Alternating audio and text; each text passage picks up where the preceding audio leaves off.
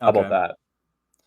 Yeah, well, I would say it's probably good to just like kind of chit chat for a minute and like warm up before like jumping right into it. Yeah, this is kind of like a test podcast, anyways, isn't it? Yeah, yeah, for sure. It would be funny to just like invite someone on, and then immediately be like, "We're live, bitch." Yeah. You know what'd be kind of cool is like if we, obviously this is like a test one, but if we just like archived this one and then came back and released it like 2 or 3 years later. I actually want that. Well, I actually I do a lot of stuff like this just for myself personally because I know like just from like experimenting what I've experimented with what's it called, Descript, and like generating like my AI voice, and also just like using like an LLM like ChatGPT, and you can say like, write to me as if you were Ernest Hemingway, or like like whatever, like Winston Churchill, or like any figure in history. I want my family to be able to one day do that for me, and so I want them to be able to kind of tune in and hop on a Zoom call with 25-year-old Drew, and bounce ideas off me and get my advice and stuff. And the only way to do that is by creating lots of like video and audio content for myself now. So I'm never going to say no to like a podcast opportunity. I also do like monthly like vlogs just like this, where I just talk about like what I've been up to, what I've been learning, what I've been struggling with, books I'm reading, stuff like that, all for the future. Yeah, that makes a lot of sense. I know that like that's some advice that Alex Hormozy and some other people on like TikTok and YouTube that I've seen, they say that you should like document your life so that you can kind of like go back and remember sort of like where you were. Yeah. Yeah. 100%. Could you imagine if we did this in like 2021 when we like first met or first started working together, and then like Man, look back at it and just realize like how our ideas have like matured and kind of like how naive we were? bro, when I first started my business, I did a month. I was either monthly or like weekly, and I did like a monthly vlog for myself when I was like 17 years old. And I was like driving the Ashley truck down the highway. I set up my camera and I just talked about like how things were going in business. I had just started the business at this point, and I was talking about like trying to get clients, what I was doing, like how it was going. Clients were paying me, like everything, and I put them on YouTube, but I didn't make them public. I made them private, and at some point or another, I don't know when, but at some point I deleted my account and they're all gone. But man, that would be the coolest thing ever to go look back on right now and just see like where I was at, even like just the way that I talk, or like just ways that I'm different. That's not even necessarily like the things I've learned, but yeah, it would have been really cool. Oh well. Yeah, you remember that notepad I gave you in Vegas? Yeah, I have it literally right here. Yeah, I like ripped out a few pages of it, obviously, but I remember reading them, and they were just like useless like car sales notes, like just things I was Oh doing at the yeah. car dealership. Yeah. It just like it wouldn't really have made any sense to you. But I just remember reading those and going like, wow, that's kind of where I was at. Some of them I don't even remember like having any context. I was just like what even is this? But there were some where I was like, oh yeah, that guy. Yeah, I was kind of dumb back then. Yeah. Yeah, kind of dumb back then, hey. Well, Yeah. yeah, man. Like I remember one of the videos that I recorded in the Ashley truck was like how I wanted to get my name out there, and so I brought on this client for I think $250 a month or something like that, and I was like jacked about it. Like I was like so excited, and I remember like there was one video that I recorded where I was like, I might get to a point where this company makes $2,500 a month. Like I might be able to quit my job. Like it'd be so cool to go back and like look at like where I was at that point, because now it's like obviously the business is way bigger. So Was that the client that would he would talk to you on the phone and he wouldn't say goodbye anymore? Like he just hung up no, the phone? no, it wasn't Kelly. It was a Mexican restaurant, and it actually worked out so well for them because they were super well liked in the community. Like everybody loved them and ate at their restaurant, but they didn't have any kind of social media.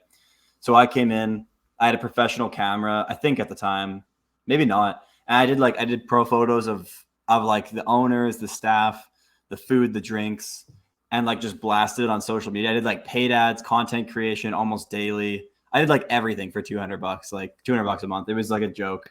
But yeah, they just like blew up. Yeah, I guess you're talking a lot of mumbo jumbo about social media.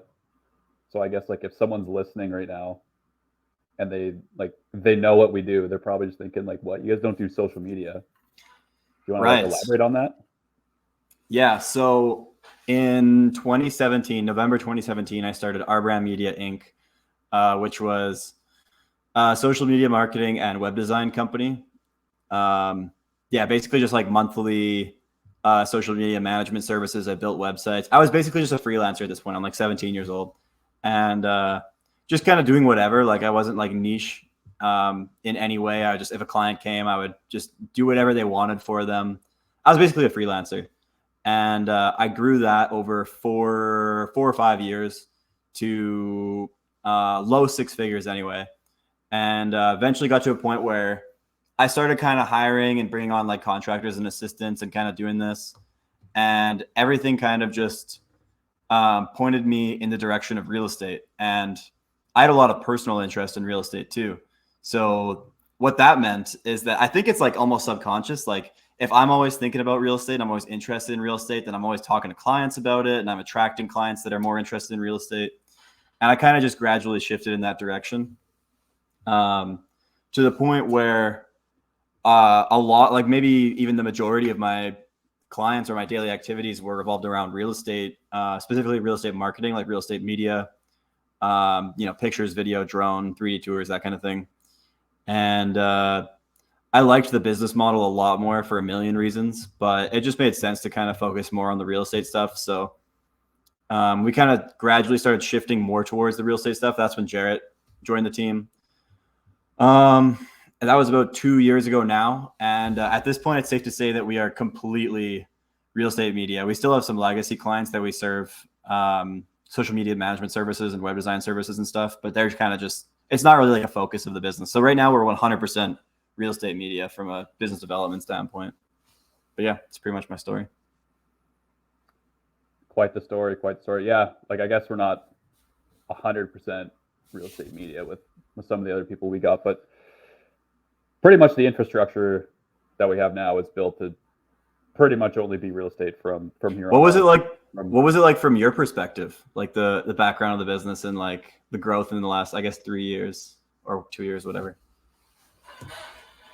Yeah, I guess like when I first came on board, pretty like I guess we were both just kind of like 22 and naive, and we were I was just thinking to myself, man, I'll just like call these real estate agents. They'll just become our clients, and they'll stay our clients, and infinite growth, right? But obviously that just wasn't really the reality. We had to have like a better product. We had to have like good shooters, good editing, good pretty much just like good everything, not just good sales and good big thinking. But yeah, I guess like when I first started, like if you remember, like we grew pretty quick, and then as I started doing like less sales and more like fulfillment and customer service stuff, because we didn't really like have the capacity to like hire somebody at that point. Yeah. Then we just like stopped growing, and then I don't know, I became like a person who did like 1,000 things, and now I'm excited because I can sort of like wean off those things and really just focus on like what I was actually started to do and like actually kind of good at. True. And literally just grow. Because I mean, at the end of the day, like we have like a really good offering, and we have really good like support, customer service, a good like finished product. So the only thing we really need to do now is grow at the end of the day. So I feel pretty strongly about that. That's kind of And look at you now. Now you're the real estate media Joe Rogan, or you're soon to be, anyways. You're on the track. Yeah, I know. I just gotta like get some alpha brain in me. Do a little Shave bit your head bald. Yeah, shave my head. Do a little bit of stand-up comedy. Do a little bit of jujitsu, and I'll be Joe Rogan in no time. You know what I mean? You actually should shave your head bald. I think it'd look really good on you, to be honest. Do you think so? Yeah. I actually think like being bald isn't like a terrible thing, because Because I mean, think about it from like a bald person's perspective. Like you don't have to wake up and like do your hair in the morning. Like you just don't have to worry about that. You'd certainly save on shampoo. You'd save on shampoo. It's aerodynamic. Yeah, you're more aerodynamic. Like you could run faster or like do jujitsu better. Like Yeah, dodge that's punches true. faster. Yeah, you'd be more slippery, of course. Be more slippery. Well, actually, you know what? I shaved my head in whatever that was, July or whatever. Not totally bald, but like I think it was I think you call it a 3 buzz or a 2 buzz. It's pretty short. And what I noticed is, yes, you save on shampoo. I mean, I wasn't completely bald, so I still had to use it, but you do save on shampoo. But here's the thing. Right now, my hair is like my proxy for how dirty I am. Like if I don't shower for a day or two, I can like feel it in my hair. I can't explain it. My body just knows that I need to shower. When I had my head shaved, I had no idea if I was clean or not. Like I had to just remember to shower because I don't really sweat a lot. Like I kind of just work. So if I don't have hair, like I don't know like what's going on with my body. I had to like remember to shower rather than just do it. So big disadvantage. You had no other way to remember to shower. Well, think about it. Like if you sweat, it's not then like a daily habit. It depending on my routine, it might be. Right now, it's not necessarily like I still shower probably daily or like 5 times a week, for example. But like if you think about it, like if you go like boxing or like for a run or something, you sweat, and so it's like you need to shower because you're all sweaty.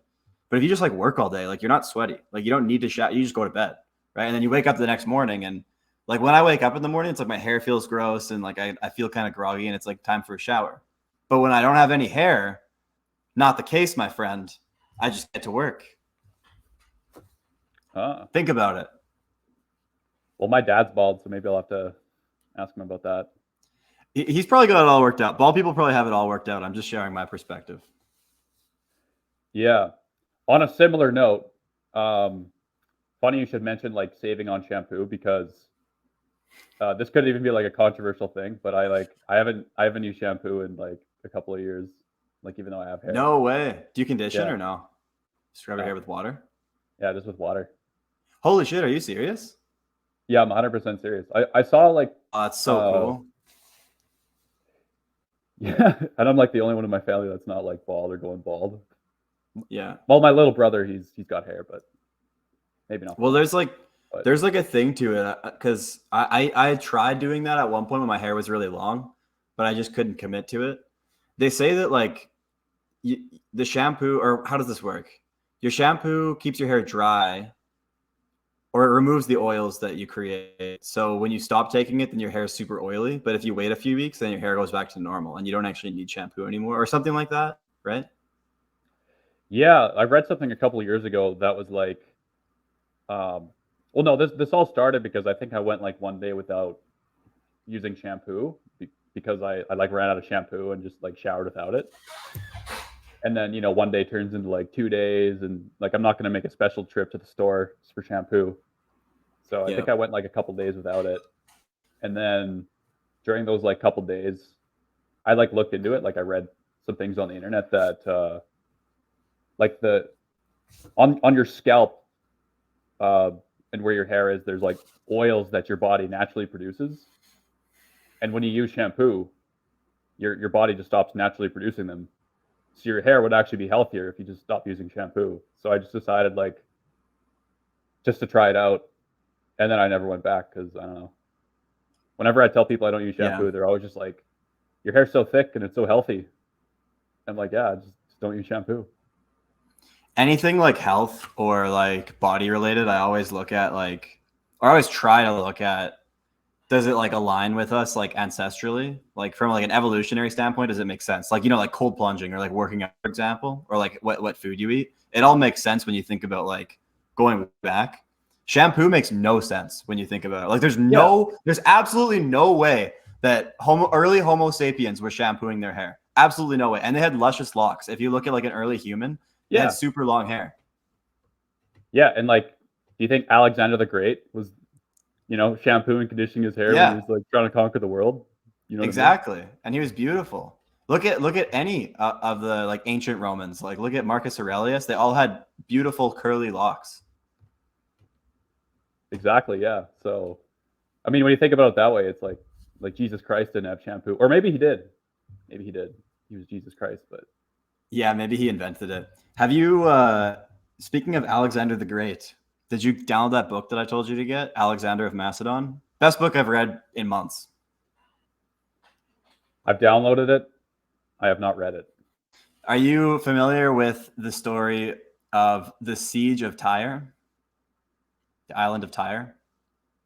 No, which one's that? Is that the one? Like, is that the Alexander the Great story where he gets shot with a bow and arrow?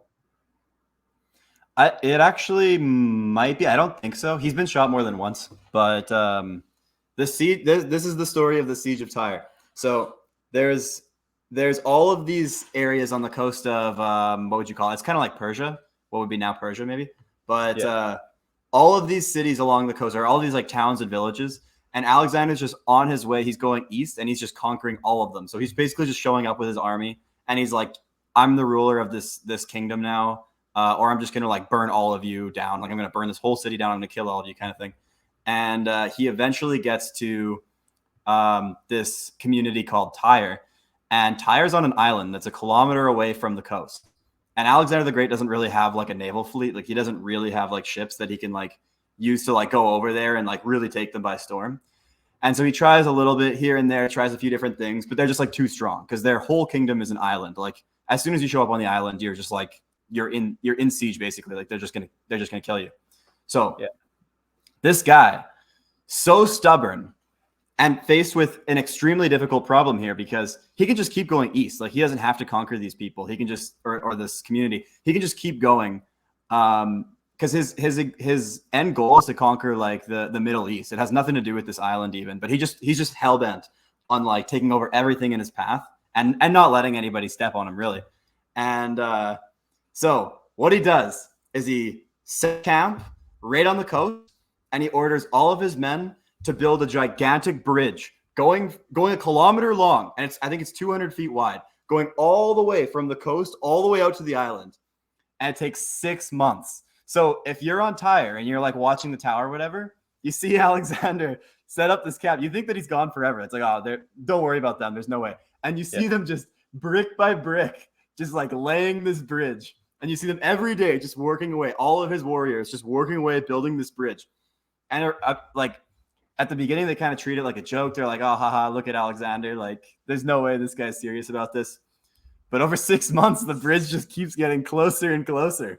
And there's nothing they can do about it. They keep trying to they try to send ships. Alexander just like sets up defenses. Yeah. He finds to keep defending himself. They keep trying to like stop his plans, but nothing works. He just keeps building this bridge and it just doesn't stop. He eventually gets there. His entire army just comes across this bridge. It's not even a bridge. It's like a chunk of land that he built. He basically terraformed like this whole coast. And takes over the entire village. And or it's like a kingdom. And the people in Tyre have no option at this point. Like they're completely screwed. So they all fight to the death and they all die. He took over the entire thing. Like nobody was left. Everybody fought to the death. And it's a pretty brutal story, but everything was brutal back then. And the lesson is that at this point in his life, this was the biggest obstacle he'd ever come across. And like, what do you know about Alexander the Great? Like, there's a few monuments about him, and then there's like a town named after him and this kind of thing. But the craziest thing is if you look at Tyre now, if you go to the Google Maps and you look at the Tyre ruins, it's not an island anymore. The entire coast has moved over to it. Like he completely terraformed this like region of the world. So what was once his greatest obstacle became essentially his greatest legacy. He basically terraformed a little piece of the earth just because of his stubbornness, perseverance. So, in my opinion, coolest story about him. I think everybody should read about the siege of Tyre. I think it's the coolest thing ever. Yeah, that's legendary. I was thinking, yeah, I actually have heard that story. I was thinking there's like another legendary Alexander the Great story though, where I can't remember like exactly what was going on, but he and his men were like down here, and they had to like climb up this wall to get like up here. Yeah. And then like all of his men like kept getting like shot down or something. And they all refused. Yeah, they all just refused. Or yeah. Yeah, I think like a few of them tried and got shot down, and then everyone refused. Mm-hmm. And so he was just like, "All right, well, if you're not going to, I'll just do it myself." And Yeah. so he climbs up and he fights a bunch of people by himself, and I think he gets shot with a bow and arrow. And then the rest of his men come up to rescue him, and he ends Yeah. up being fine He almost until he's dies from not. that. Yeah, Yeah, he he almost almost dies dies from from that. that. That was like why I think that was like kind of where it started. People were thinking that he's like maybe a god because he like almost died from that, and then he like convinced everybody that he was like completely fine. Like he didn't want anyone to find out that he was like even hurt by the. He got shot like through the chest. I'm pretty sure too. But yeah, he was kind of a dick. Like, the story is like the reason why they all refused is because he told them they were just going to go like take over the east real quick and like come home to their families and whatnot. And like obviously all the soldiers they just want to come home to their families. And so it's like they start, taking things over. It's like 6 months pass, and they're all like, "Okay, let's go home to our family, Alexander. Like we're tired. We've done our job. We've conquered." And Alexander just keeps going for like 10 years. So and then if I'm not mistaken, it's pretty fresh in my memory. With this story where they're trying to climb this wall, they're like on the way back, and they like start like another war. Like they all just want to go home. It's been like 10 years since they've seen their families, and they like do not want to get into more conflict. And he's trying to get them to like scale walls and like take over more civilizations. So yeah, He's stubborn, that crazy guy. guy. Yeah, he's stubborn. Yeah. Well, I guess like switching gears here. What do you think about this new RMS stuff that just came out in Alberta? Yeah, pretty recent. Pretty recent in our minds. You just had that webinar last week. Well, here's the thing. RMS is already flawed in a lot of ways. The new changes make it worse, and I think that I don't want to ruffle too many feathers here, but it does sound to me like the person who is creating the rules isn't actually the person doing RMS themselves. And when he was doing the webinar, I felt like I was taking crazy pills because he said that one of the new changes is that a semi-detached property has to be measured from the foundation. So think about that. A semi-detached property has to be measured from the foundation. How do you do that? Like physically, how do you do that? How do you go to a semi-detached property and measure it at the foundation? Like measure to what? Yeah. Measure to where? You know what I mean? Like if it's a townhouse or a row house or whatever. Like last I checked, that's impossible. So I got to get some clarity on that.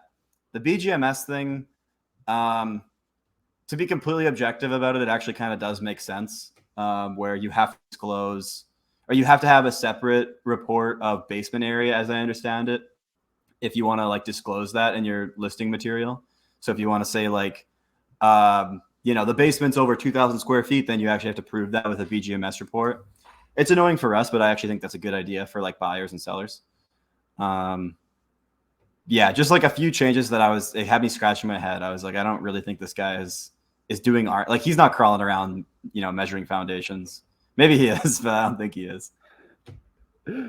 Yeah, you got to hit the nail on the head there when you're like, it's kind of governed by people that don't do the thing that they're governing. That'd be like if the government put us in charge of like parenting or something. Yeah, Like yeah, we're not exactly. We parents, don't have kids. Yeah, Like we don't yeah. we don't have kids. Like we don't know like the New problem. law, new law. Yeah. We all have to, you got to take your kids to McDonald's when they ask. Yeah. It's right for the kid. Yeah. Doesn't matter if they ask more than once in a day. When they ask. So Doesn't even I matter if guess you're on the way home from McDonald's. You turn around. you turn around. Exactly. You're not actually saying we have food at home is now illegal. It's a Yeah. it's a hate crime now or something, or a crime or whatever they call it. Yeah. But anyways, going back to this RMS thing, they bring up an interesting point because what they were saying is that if you're a buyer and you're considering, like if you're like a starting out family or something, you're considering like a smaller space. And so like, let's say you're looking at like a place that's like 1,000 square feet. A detached property's 1,000 square feet is going to be different than a condo's 1,000 square feet because a detached property's 1,000 square feet would be completely measured from, a detached property would be completely measured from the outside, and a condo would be completely measured paint to paint on the inside. So without it representing exterior walls, there actually would be like a big difference there. Like you would have, differences in footage if you were looking at attached versus detached as a buyer. So from that perspective, it makes sense. But to me, the answer is pretty clear. Like every property should just be measured from the inside, right? Like, doesn't that make the most sense? I don't know. Yeah, I would think it makes the most sense. You might run into some issues though on like a detached property main floor when you literally can't measure from like wall to wall just because of like obstructions in the way. Yeah. I mean, yeah. I do think it's better than trying to measure like a semi-detached and then like add wall thickness to 3 walls and then like add half of it to the 4th wall or something like that. Like I don't think that's a better system. But I know in the States they're starting to use QuikSell more and more. Like QuikSell just either they signed a deal or they got bought by a company. Oh, what's it called? It's called like Fannie Mae, I think is the name for it. We don't have it in Canada, but it's like the biggest home insurance company, if I'm not mistaken. So they're like going to be using QuikSell to like write up like insurance plans and like keep track of like which houses are how big. So if it's good enough for insurance, which is like the most dialed industry, it should be good enough for buyers and sellers. Yeah. What do you think of iGuide? Like, do you think with the new changes, it's pretty much going to be like going away? Like with all of like the nuances and stuff. Like, I almost think unless iGuide like updates the way that they do it, like you pretty much can't use it, right? Yeah, well, I mean, it's pretty safe to say at this point that iGuide's not compliant with RMS at all. It'll be close, but there was always going to be discrepancies on some level or another. I actually wrote an article on this that's going to be released at some point. It's not quite finished yet, but there's too many things wrong with iGuide. There's too many assumptions being made.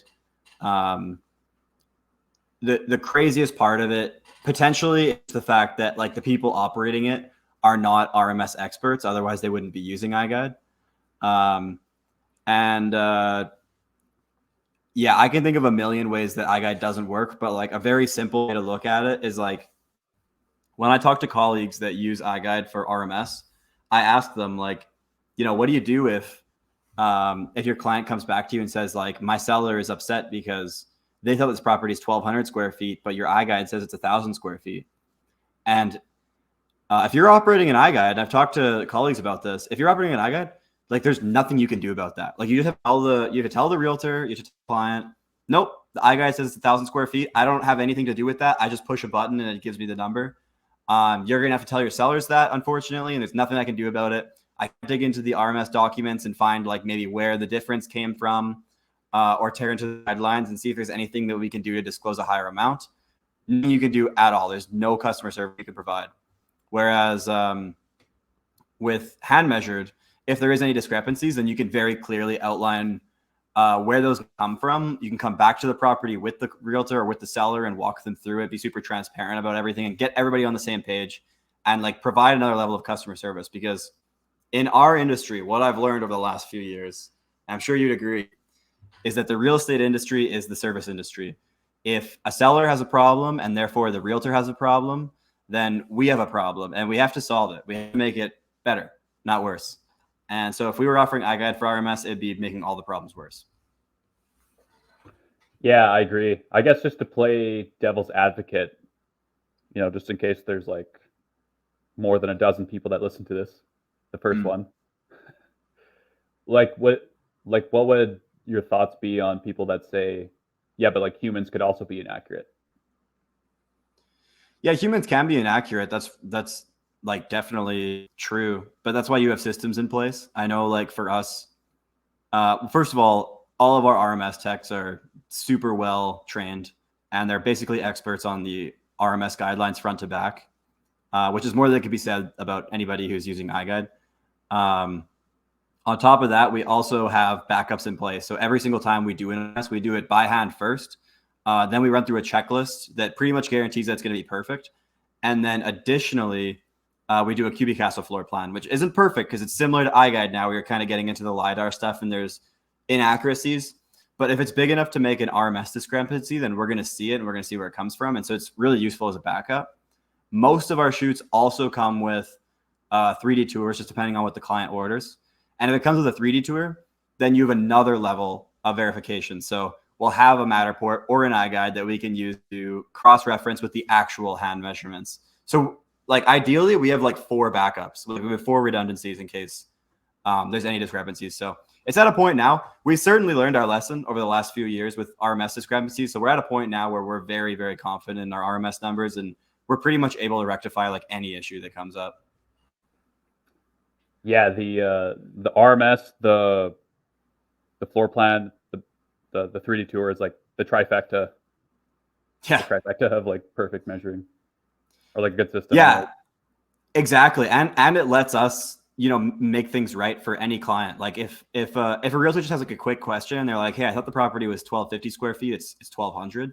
Then we'd be like, oh, well, you know, the previous time it was measured, they said the room was, you know, this wide. But the room is actually, you know, this wide. And here's our RMS document of it. Here's our floor plan. Here's our 3D tour where you can like measure it inside the 3D tour and get pretty close to the level of accuracy. And we've got the room measurements in our RMS report. So, you know, just for example, it's like there's a million different ways that we can work it out. Whereas with iGuide, you're truly screwed. Like if somebody says, you know, I thought the RMS was this different, you're just like, sorry, iGuide said it's this much. Can't help you. Like it's like that. Like it's actually like that. And the photographer or the photography company, the measuring company, can't assume any liability if they're using iGuide because it's not them providing the measurements, it's iGuide. And I've talked to colleagues in the space, they've told me this. Like if there was actually something that, you know, God forbid it opened you up to a lawsuit, the measuring company would have zero to do with it, like nothing at all. It would just be between, well, it's ultimately you as the realtor, but you would have no recourse on the measuring company. It would all just be iGuide, which as far as iGuide's concerned, I would imagine that they'll just tell you, well, the measurement tech did it wrong, right? So, you know, our software only knows what our software knows. Like I'd probably just get into this big goose chase, but anyways, I could talk for hours about this. Yeah, for anyone out there that like hates really bad or slow customer service systems, it'd be like the equivalent would be like if you called Apple and you know, you get on the phone with someone and they're like, oh, okay, I got to transfer you over to this person. Yeah. And then you get to that person, they're like, oh wait, this happened? Oh no, you got to talk to this guy.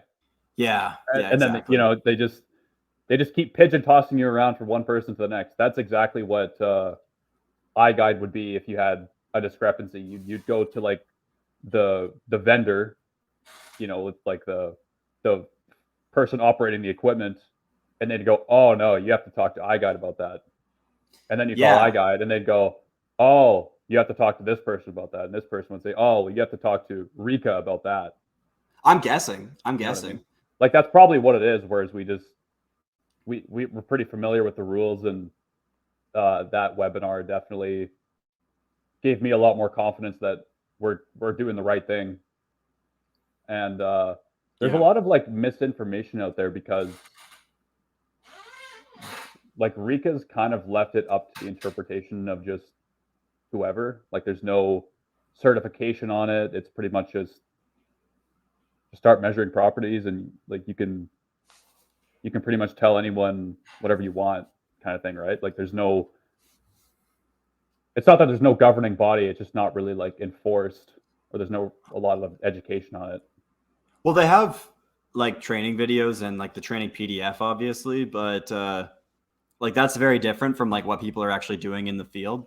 Yeah. Just because they have that stuff doesn't mean that everybody's practicing it. Like in reality, lots of people are just taking an iGuide. They've never done RMS before, don't even really know what it is. And they're just ripping the iGuide, pressing the button around the house, and just whatever it spits out is the RMS.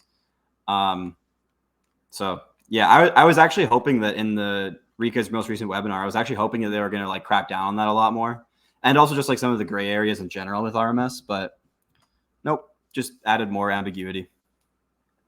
Yeah, the guy just kept saying use common sense. Yeah. Yeah. Common sense, I mean, like which I mean to is me, fair. It's fair. Well, is it fair? Because to me, if I'm using common sense and I'm looking at a foundation and it's a townhouse, like let's use some common sense here. Like picture this in your head. A townhouse, and you're looking at the foundation and you can measure it from the outside. Like literally, where do you measure between the two walls? Like think about that. It's just like a line. It's just like a foundation and a straight line, and you have to measure from the outside. Like think about that, right? So it's like he says use common sense, but to me that's like not super common senseful. But anyways, Bro, just use common sense. Yeah, maybe that's what they'll say. I'll be following up with them to figure out like how we're gonna do that. I'm sure he's trying his best. Like that's a tough position that he's in. But yeah, that's just what I noticed. Yeah, I don't know what to follow up to, but I'm sure you're gonna ask me the exact same question as I am, so I'll let you run away with that. Yeah. Want to know something else cool? Hmm. I got my question featured on the Spiro podcast. Oh, actually, no way. That's so Yeah. cool. What Yeah. do you mean? Like Todd addressed it? Did he call you by name? No, he didn't call me by name, but it was like, but yeah, I emailed him last week a question, and then he replied by email. Then I had like a follow up to it, which he didn't reply to. Then and I didn't really think anything of it. I was just like, oh yeah, like whatever, he's busy. And then today when I was eating my lunch, I always just like to listen to something, and I saw the Spiro podcast, like the newest one came out either today or yesterday, and I was like the first question. I was like, oh no way, I didn't even think he was going to address that on the pod, but that's so cool. So what was your question and what was his answer? Him and Craig talked about it for like 15 minutes, man. But the question was, and he literally read it like word for word off my email, which is how I know it was me. I just said, hey, my plan for 2024 is to offload a lot of like my administrative responsibilities so I could pretty much be a full-time salesperson for business. What are the activities that the individuals on your sales team do on a daily, weekly, monthly basis to generate activity? And him and Craig talked about it for like 15 minutes. It's pretty cool. What yeah, all right. Maybe not super relevant to our audience, so I'll ask you later. Let me just run to the washroom real quick before we go to the next question, okay? Just give me like 1 minute. Alrighty.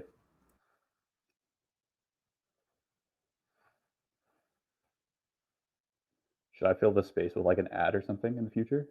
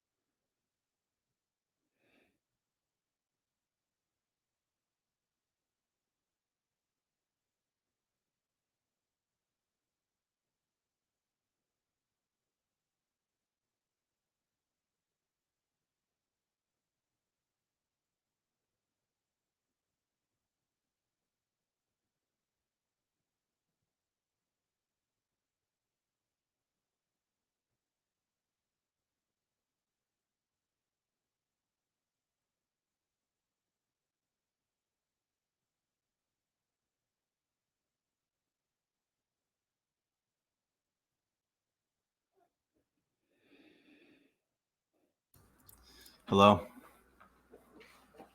Hello. While you were gone, Josh Osmond tagged us in a post. Oh yeah? Shout out Josh Osmond. Let's go. Yeah. Love that guy. Yeah, I'll have to do an episode with him too. But oh yeah, 100%. Yeah, great guy.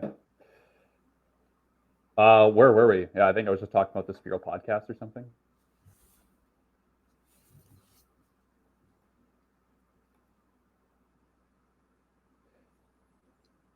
You're stonewalling me, Drew. Oh, sorry. Bust out your notes? I don't know. What do you want to talk about? I don't have any notes. Yeah, I was thinking for a second, like, are you just being difficult to test my abilities here? Actually, you know what? Maybe I am. Yeah, I thought so. Yeah. I don't know. Is there anything you wanted to talk about? Like, I think I pretty much just went through everything I needed to. Yeah, fair enough. Well, yeah, I was just thinking that probably Spiro is not like the most relevant thing for like a realtor audience. It is super cool though that you were featured on there. So I didn't really want to like dive into that any further. But Yeah, no, there's nothing else for me. Like, I think this was a pretty solid podcast. It seems to work super well. Like, I like the interface from like the client side. I didn't have to like create an account or anything. I just came on, and I think it's got like my name and my like position at the bottom, which is pretty cool. Looks like I can present. So if I want to like show stuff off, I can show slides, video file, share my screen. Is there like a time limit on it?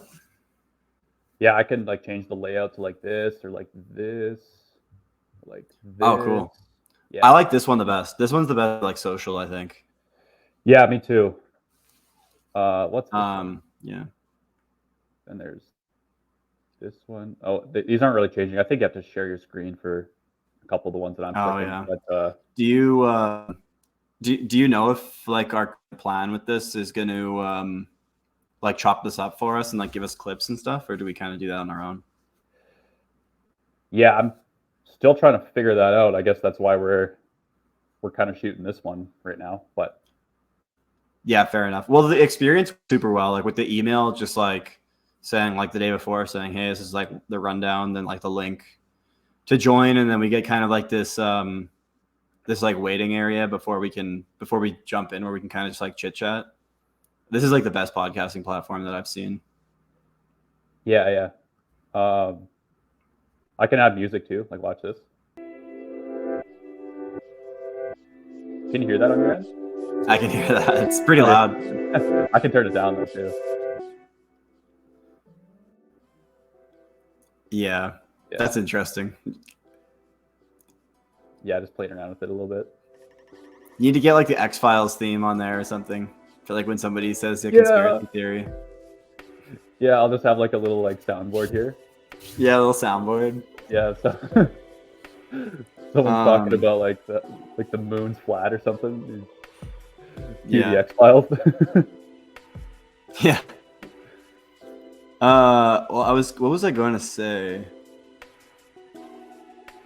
Oh, I think that you send like the email before the podcast starts, but I think it might be a good idea too to just run through the housekeepings quickly, like in the waiting area too, just so that like if they miss that or whatever, they're on the same page about it.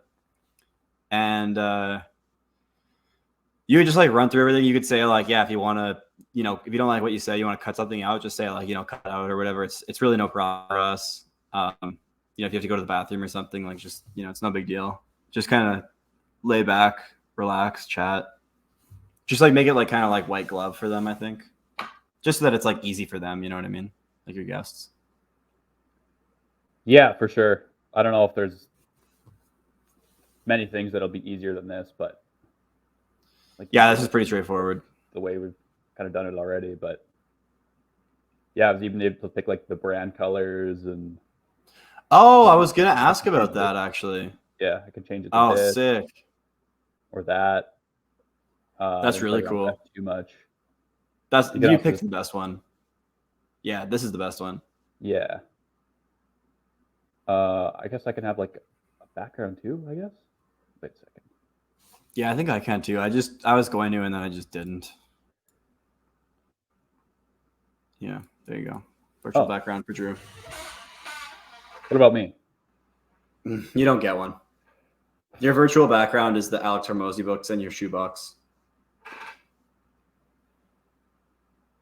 Nothing wrong with a good pair of shoes, you know what I mean? Yeah. All right. Well, I'd say that was a great podcast, my friend. I think we did an excellent job. I'm excited to see the future ones without me on them. Same. It'll be great to not have you. We actually might be able to get clips of this pod as well. Like just thinking about it, like talking about like the RMS stuff and whatnot. We might be able to clip this up potentially.